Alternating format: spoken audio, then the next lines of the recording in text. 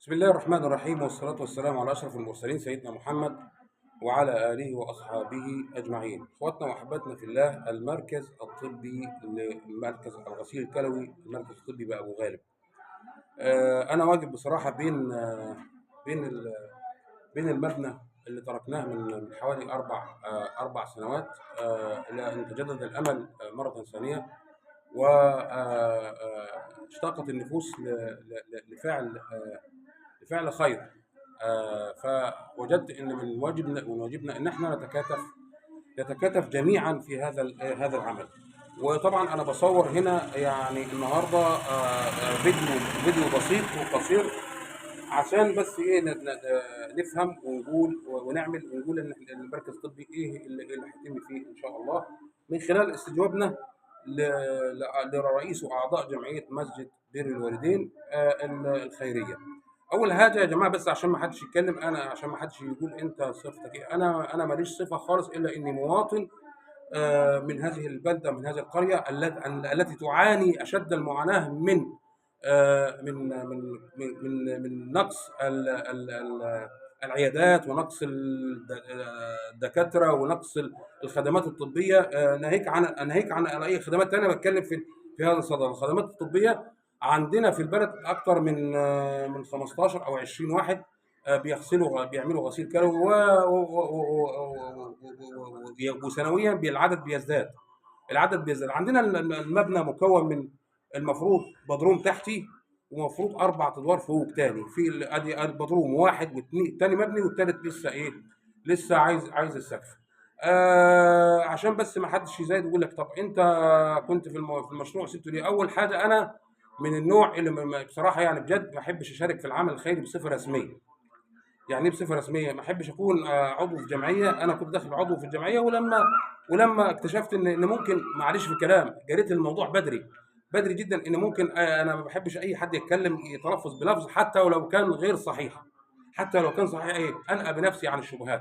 لكن يعني لما رجعت للموضوع على اساس ان يعني مش يعني هيكون لي دخل اعلامي فقط. يعني انا دخل اعلامي فقط، وليس لي صفه جمع التبرعات. لكن احس على التبرعات، وان شاء الله هيكون في ترتيب جديد جدا في هذا الصدد.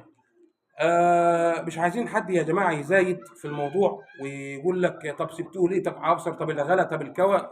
زمان في اثناء الرخاء والدنيا كانت رخيصه، من 4 5 سنين، اللي 99%، ما تزعلوش مني، 99% من التبرعات كان من بره البلد. عشان بس ما نحاولش ايه، وال1% كان من جوه البلد، على العين وعلى الراس. لكن انتوا كبلد تتكاتفوا على مشروع واحد، وتجيبوا مشروع واحد في حياتكم. صعب جدا دلوقتي. ليه صعب جدا؟ ليه؟ ايه اللي صعبه؟ انت ليه؟ لان احنا بلد اصلا ما بتفكرش في بكره، ما بتفكرش في الخدمه اللي تكون موجوده، مين يحتاجها بعدين. النهارده انت بصحه، بكره الله اعلم انت شكلك ايه. النهارده انت حي، بكره الله اعلم انت شكلك ايه. عشان كده بنتكلم على الموضوع ده من جديد يا جماعه. الحالات بتسوء، حالات في البلد بتسوء. يعني ما عندكش عياده تخصصيه. اطلع الاقي واحد يقول لك ايه، في مركز اتعمل في سريه تامه. انا فين المركز ده؟ فين المركز؟ طب لحظه بس عشان الاذان بس. طيب، من اجل المقصد ده خلاص نكرس الجهد يا جماعه، عشان ما عندناش مراكز طبيه، ما عندناش. كل القصه انك انت بيجي لك دكاتره من بره. يعني معلش اسف في اللفظ، يعني مش هم دول الدكاتره اللي بلد بحجم ابو غالب محتاجاها. بلد بحجم ابو غالب محتاجه يكون فيها مركز غسيل كلوي، محتاجه ما يكون فيها عيادات تخصصيه، محتاج يكون فيها عمليات انتاج. وده كله مش هيتم الا بتكاتف اهل البلد والقرى المجاوره. خلي بالك، مش هنكر دور القرى المجاوره. من بدءا من القبطه، ابو غالب، الحاجر، وردان، تريس، بني سلام. الخمس بلاد دولت لابد انهم يتكاتفوا في الموضوع ده. وكل فاعل خير من اي مكان احنا مستعدين نستقبله. وتشوف المبنى عظيم يا جماعه. المبنى عظيم ازاي متوقف كل ده. ما حدش يجي يقول لي طب انتوا وقفتوا ليه او ما وقفتوش ليه. احنا بس كل القصه انك انت بيبقى عندك يعني حجم التبرعات بيقل لدرجه انك انت ما انتش عارف تعمل ايه. المبنى اتعمل له تصالح، المبنى معمول له تصالح والدنيا ان شاء الله يعني نقص التصريح المباني وخلاص هنمشي الموضوع. لكن يعني مش موجود في الجمعيه مبلغ بهذه اللي يقوم بالدرجه ديت. فاحنا عايزين نتكاتف جميعا ونشيل اي سلبيات ونشيل اي حاجات محبطه للمشروع ده انه يتوقف. المشروع ده لازم يتنفذ يا جماعه. المشروع ده لما تنفذش ابو غالب دي مش هيجيب لها جومه. المشروع ده ان ما تنفذش بجهود وتكاتف اهل البلد كلهم مش مش هينجم له جومه يا جماعه. ما حدش يقول لي غلا وما غلا. في ناس كانت في ايام الغلا مش لاقيه تاكل، دلوقتي بتاكل وتشرب وربنا مرضيها وفايض منها والحمد لله.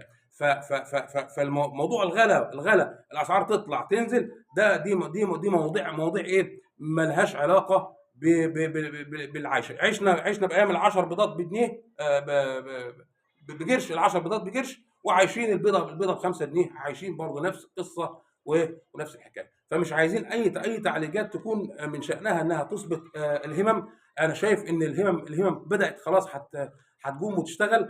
فبلاش كده، بلاش التعليقات، بلاش اللي هي الدسائس اللي هي محبطه. انت راجل ما تسالش ايه اللي توقف وما توقفش. توقف، تعالى احنا هنعمل لجنه كامله. لجنه كامله لايه؟ لهذا الموضوع يعني. لحظه. فمن اجل المقصد ده يا جماعه مش عايزين الهمم تثبت، احنا عايزين المركز الطبي ده. فعشان من اجل المقصد ده يا جماعه احنا عايزين نتكاتف ونقوم بالعمل ده. انا عايز حد يقفل في الموضوع ده. اعمل ايه؟ بنتك ده ايه؟ فعايزين ايه نتكاتف ان شاء الله في هذا العمل و... ونكون ايجابيين ونكون عندنا وضوح وعندنا رؤيه للمستقبل ان شاء الله، حتى لا يعاني المرضى من هذا النقص الطبي الخطير في هذه البلد التي تكاد اللي هي منعدمه للخدمات الطبيه.